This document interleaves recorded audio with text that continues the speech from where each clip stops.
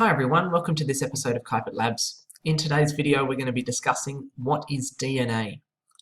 Okay, so giving you an overview of what we're going to talk about, we're going to remind ourselves of the sequence of things from cells all the way zooming in all the way down to the DNA molecule. We're going to have a look at the general structure of DNA and kind of how is it put together. We're going to look at the physical shape of the molecule that we call a double helix structure.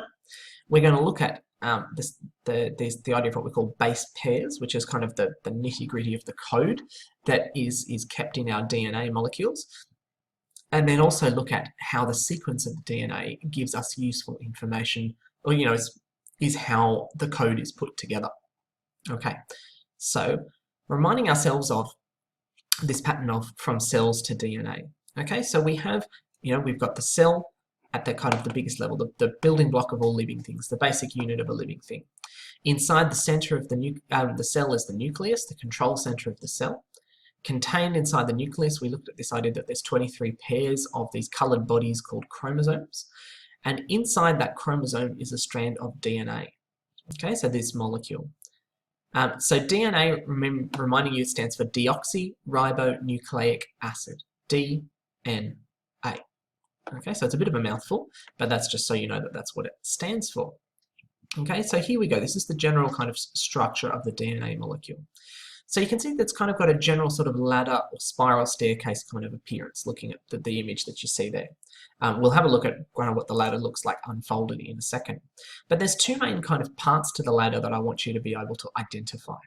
The first one is the sides of the ladder are made up of what's called a sugar-phosphate backbone. So it's kind of lots of repeating units of a type of sugar called deoxyribose, which is where the name comes from, and then phosphate groups which connect it to the next one. So sugar, phosphate, sugar, phosphate, sugar, and so on, all the way down the side, both sides of the ladder.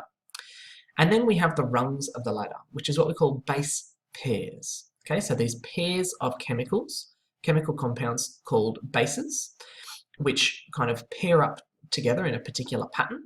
And we're gonna look at that in a little bit more. But so they make up the rungs that make their way down the center of the ladder structure. Okay, but so we talk about DNA having what's called a double helix shape, or basically like a twisted ladder. Okay, so you can see this is the ladder sort of shape that we have our DNA molecule has, our sugar phosphate backbones being the sides, and then the base pairs running through the middle. But the reality is that we've got 23 pairs of chromosomes which have thousands upon thousands of genes, these sections of DNA that give us our features, and that they need to be packed inside a cell that is microscopic. And so the way that that information is actually be able to be packed inside is to be twisted up together. So twisted into this spiral sort of shape, like so if we imagine that the ladder on so it's a bit like a slinky perhaps, and so that we have a slinky uncoiled and then it's coiled up, it's squashed right down into a much smaller shape. So it's able to be much more compressed, wrapped inside the kind of the coatings that make up, that protect it in the chromosome. And so we call it a double helix. A helix is Greek for a spiral. So it's a double spiral shape, because each of the sides of the ladder spirals in its way, and the opposite side, then it spirals, they spiral in tandem, working its way down. Now we're going to have a little zoom in a little bit to the base pairs that make up the rungs of the ladder. Okay, so what we have here, so this is a little bit of a stylized kind of version in the middle that illustrates something important here. Okay, so we have 4 of these chemical compounds we call bases. Okay, so adenine, which is given the letter A, thymine, which is given T, cytosine, which is given C, and guanine, which is given G. So all the information that makes up who you are is based on a 4-letter code, A, T, C, and G. Okay, that these bases pair up to make the rungs of the ladder. Now they pair up in a particular way. I'm going to show you another representation of that in a second. The idea is that A always pairs with T, and C always pairs with G. Now that has to do with the structure of these molecules themselves, because they're a bit complicated molecules. They're still quite small as these things go, much smaller than the DNA strand altogether, but that they kind of fit together like a lock and key in a particular way. And so C and G kind of fit together because they kind of have these 3 sort of bits that kind of connect. T and A fit together because they have these kind of two bits that connect. So the idea is that they fit together beautifully, and so then that's why they always kind of pair up in this way. So you don't get T and G or A and C or C and T kind of pairing in the same way because they can't make those same kind of connections. Okay, so I'll show you a little bit of what that looks like now. So this is kind of the structure showing those pairings and those two connections between A and T, the three connections between C and G. Okay, so seeing that, you know, I was telling you that they are relatively complicated molecules, that then, yeah, because of the nature of their shape, that they kind of fit together. And these dotted lines that kind of draw these connections is kind of like an attraction, a bit like a magnetic attraction that goes from one molecule to the next molecule.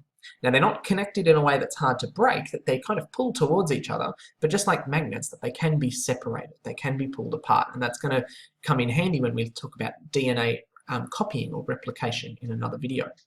This idea that these bonds are strong enough to keep the DNA strands together, but weak enough that they can be separated to make copies.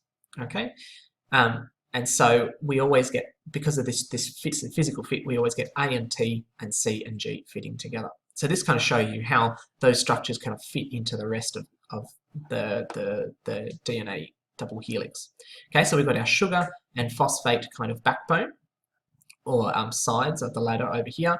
These pentagon kind of shapes are the sugars, and the phosphate groups are these kind of little branchy bits in between. Just kind of showing you, this is, I mean, look, I'm a chemistry teacher. I love looking at the chemistry of this. And so you can see the chemistry in action of how they kind of slot together beautifully. But because of the shape, that then it also kind of makes it more logical and more stable for it to kind of twist itself around in order for these things to be kept close together. Okay? Now, I was mentioning that saying all of the features that make up who you are come down to a code that's got 4 letters only. Okay, and you think about it, that in computer information, kind of digital information that stores, you know, terabytes and terabytes of things on a hard drive, and then there's billions of terabytes of information that's out there.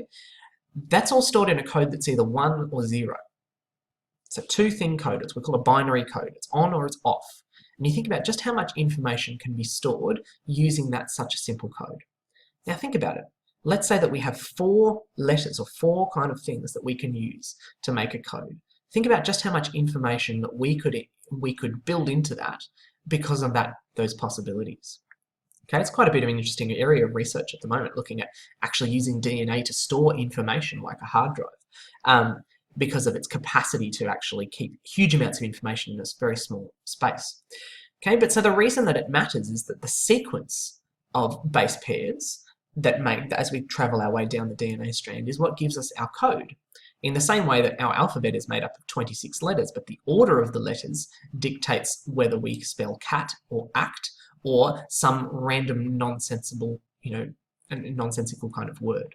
So what we have is, you can see that we as biologists we read our way along the strand and we look at the letter code, and that the order of the letters at particular spots is what gives us the features that make us who we are. And that if we identify where on the chromosome or which chromosome that we're looking and what the order is at that point, that can help us to predict whether you'll have brown hair or black hair, whether you'll have soft earwax or hard earwax, those sorts of things, as strange as it sounds. Okay, that all of this information comes down to this sort of a code. Okay, so we've had a zoom in from the cell down to the DNA molecule. We've had a look at its general structure, looking at that it has sugar phosphate backbone making up the sides of a ladder, and then base pairs that make up the rungs of the ladder. We looked at the idea that it twists up into this double spiral shape called a double helix, and that the base pairs that make up the rungs of the ladder are from pairs of these important chemicals, A, T, C, and G, and that the order of those letters in the code is what helps to make us who we are. All right, thanks very much for watching. Bye for now.